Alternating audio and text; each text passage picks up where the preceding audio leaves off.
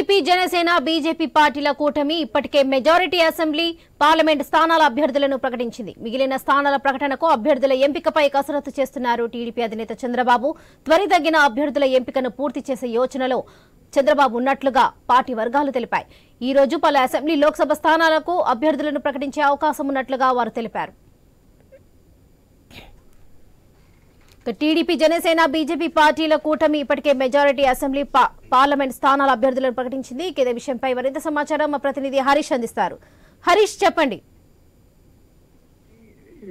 TDP పొత్తులో భాగంగా 144 స్థానాల్లో అసెంబ్లీ స్థానాల్లో పోటీ చేస్తుంది. ఇంకోవైపు చూసుకుంటే కనుక పొత్తులో భాగంగా మొదటి జాబితాలో 94 అసెంబ్లీ స్థానాలు, రెండో జాబితాలో అంటే నిన్న 34 స్థానాలకు సంబంధించినటువంటి అభ్యర్థులను కూడా ప్రకటించినటువంటి సిచ్యువేషన్ ఉంది. ఈ రోజు మరో జాబితా కూడా విడుదలయ్యేటువంటి అవకాశం ఉందని చెప్పి పార్టీ వర్గాలు చెబుతున్నాయి. ప్రధానంగా పోటీ చేసేటువంటి 17 అసెంబ్లీ పార్లమెంట్ స్థానాలకు సంబంధించినటువంటి అభ్యర్థులను కూడా ప్రకటించేటువంటి ఛాన్స్ ఉంది. ఇంకొన్ని పెండింగ్ లో ఉన్నటువంటి శాసనసభ్యులకు సంబంధించినటువంటి జాబితా కూడా విడుదల చేసేటువంటి అవకాశం ఉందని చెప్తున్నారు. ఇప్పటికే ఈ అంశాలపైన వివిధ నియోజకవర్గాలకు సంబంధించినటువంటి నాయకత్వంతో చంద్రబాబు నాయుడు ప్రత్యేకంగా సమావేశమయ్యారు. అసంతృప్తులకు సంబంధించినటువంటి అంశాలు, ఇంకోవైపు సీట్ల సర్దుబాటుకు సంబంధించి జరిగినటువంటి కారణాలను కూడా అభ్యర్థులకు వివరిస్తూ సిట్టింగ్ గా ఉన్నటువంటి వాళ్ళని కూడా సముదాయించడంతో పాటు పార్టీకి కలిసి పనిచేయాలి, పార్టీని గెలిపించే విధంగా ముందుకు వెళ్లాలన్నటువంటి ఒక సంకేతాన్ని ఇస్తూ వస్తున్నారు. అందులో భాగంగానే కసరత్తు కూడా